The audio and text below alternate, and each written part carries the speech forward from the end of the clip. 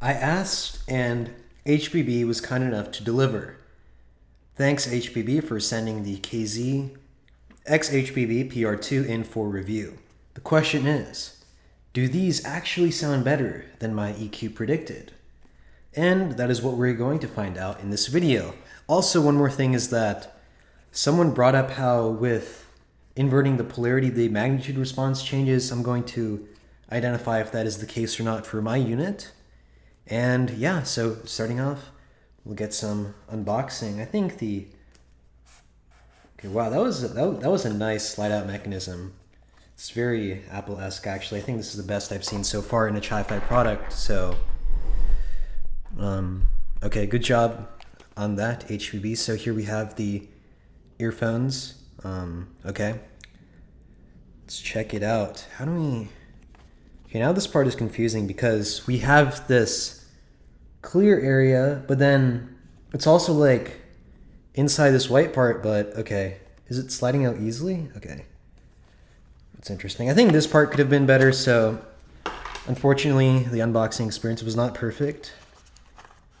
Wow, the earphones themselves look pretty nice. I think, okay, this is plastic it appears, but it does kind of give a metal look.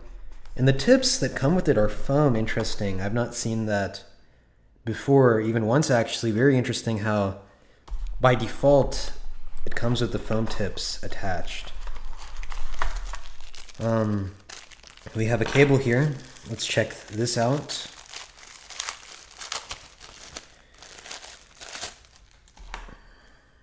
It has a mic, or the one that was sent to me came with the mic. Okay. All of the KZ cables I've seen so far pretty much are looking the exact same, so I don't really have any comments about this cable other than this is the first one I've seen with a mic. Okay, which side is right, which is left? I think usually the one with the microphone thing and volume connector is the right one, but is there? Okay, there is an indication too, so that is cool. Attached. I wonder if I should listen with the foams or not. That's going to be an interesting question. I wonder if all of these tips are foam. Hopefully they are. They'll make this process easier for me rather than having to possibly redo the measurements and listening impressions with silicone versus foam. Okay, they're just standard KZ silicone ear tips. What might be interesting though is if the treble is only smoother with the foam tips or not. I guess I'll start off by listening with the foam tips and then measure later with both foam and silicone and see what I find. Anyway, yeah, let's put these in and see or determine what we hear. Comfort is good with the foam tips, at least. Okay. Let's go to the song. One of the songs I was like thinking that this earphone would struggle with, especially when EQ'd. Okay. Ceramic Girl by Perfume. Dude, this is honestly notably worse than I recall the EQ being. The treble is ridiculously sharp on this earphone. Like, oh my god, what is going on? Dude.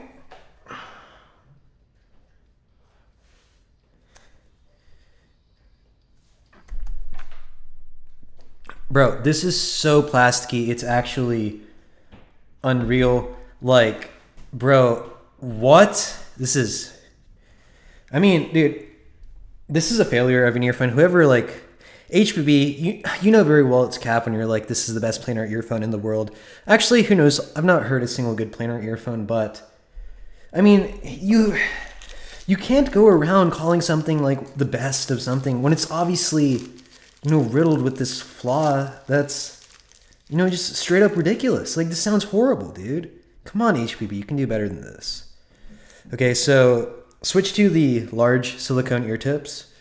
We'll see how this is. Okay, let's start again, Ceramic Girl.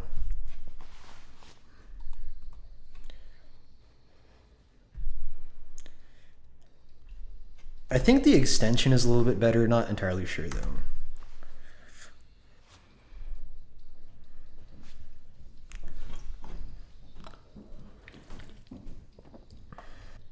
So it's still plasticky, but it does sound better than the foam tips. I think that the treble extension is worse with these than with the silicone, possibly making the lower to mid treble sound a bit too overemphasized with these.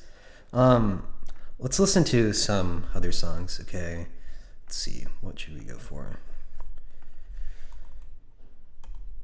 10-1 by Real. One thing, wait, how much power does this earphone need? You know, surprisingly, this earphone does need a significant amount of power compared to like variations. For example, I need to turn the volume up much higher than I do for that. Okay, 10-1 by Real.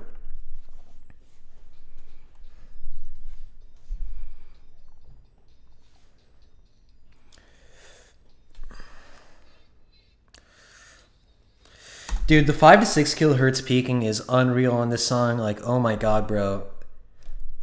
Why is it so difficult to not have a 5 to 6 kilohertz peak on an earphone? I don't know, but like, I'm just sitting here.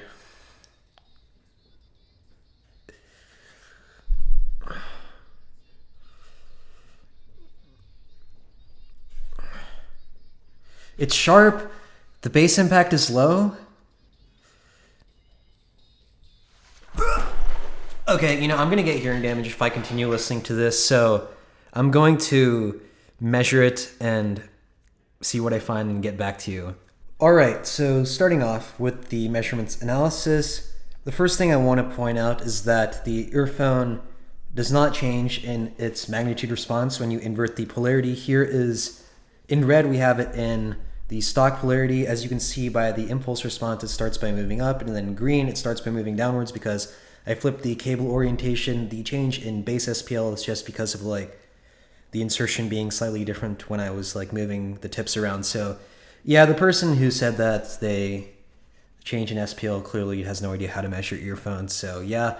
One thing that surprised me though is that the distortion is actually quite high in this earphone. The second harmonic, particularly in higher frequencies. My SPL readings are not accurate, but the distortion percentage is, and crossing 1% THD in the treble is strange because if we look at the PR1, we have much lower distortion across the board than the PR2, and these supposedly share the same driver. So yeah, those are two things I wanted to point out before we get into the magnitude response. Okay.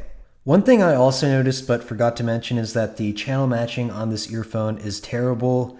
The left channel is down by a significant amount. After 1 kilohertz it starts going down, but at around 2 kilohertz they begin to deviate significantly. I did repeat this multiple times, but wow, like, oh my god, the channel matching on this earphone, it really doesn't know the meaning of channel matching. So yeah, I just wanted to add that into the video real quick. Here we have the magnitude response of the PR2, silicone PR2 foam, and variations raw.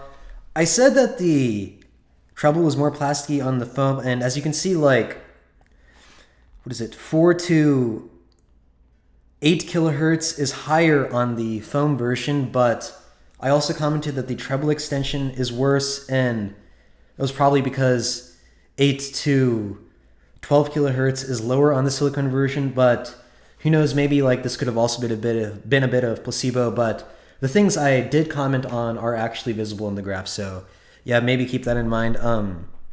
But literally, dude, okay, so I guess to really show how boosted this treble is, let me compensate for diffuse field so we can compare this to speakers in a room, okay? Dude, what in the world are we looking at here?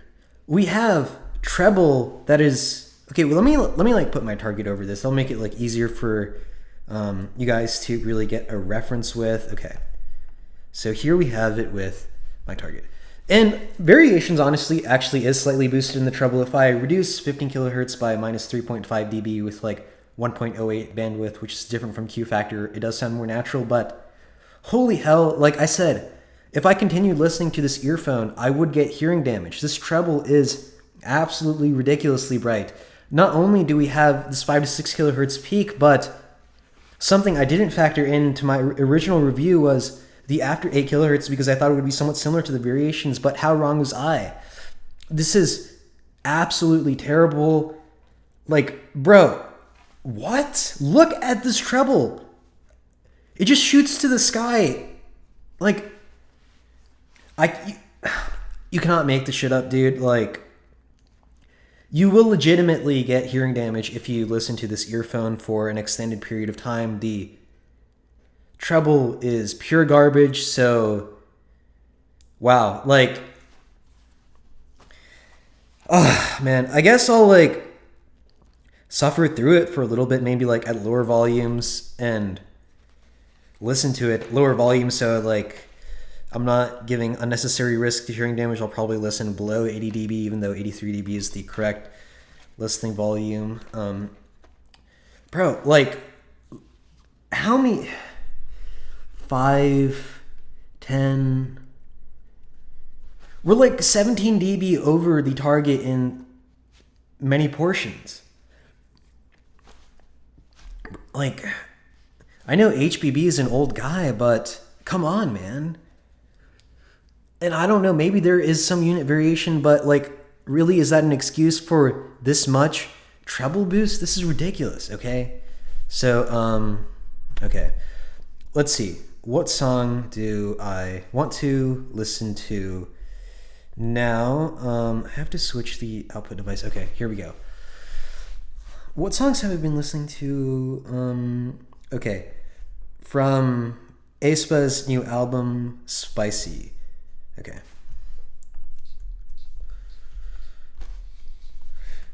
The drums are, or the percussion is so bright and brittle, it's ridiculous, dude. This is absolutely absurd how this earphone even got released. And then we have the fucking morons that are like, oh my god, the res bro, the planar res bro. Yeah, that's what happens when you have treble boosted by 17 dB and you're just suffering hearing damage. Oh my god, like, I can't stand these idiots in the audio community, dude. This is absolutely, like...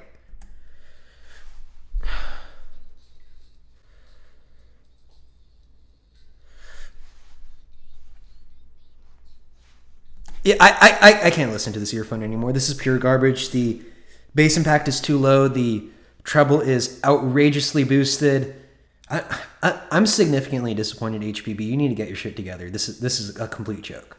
From the Patreon, I'd like to give a shout out to Yuli, Felix, Melville, Christopher Yu, The Artful Reaper, Trip, Munolis, Gabby D. Fofo. From the YouTube, Noodle, Connor Ton, Zeros Kun, Nidgecom 3, Damas Bringas, Castle4141, Vsauce4, Woodacre Snivery. From the Discord, Trip once again, and Base Gamer, thank you guys a lot for supporting the channel. I really appreciate it. Be sure to join the Apple House and Discord server if you haven't. That's it for me. I'll see you guys next time. I'm out.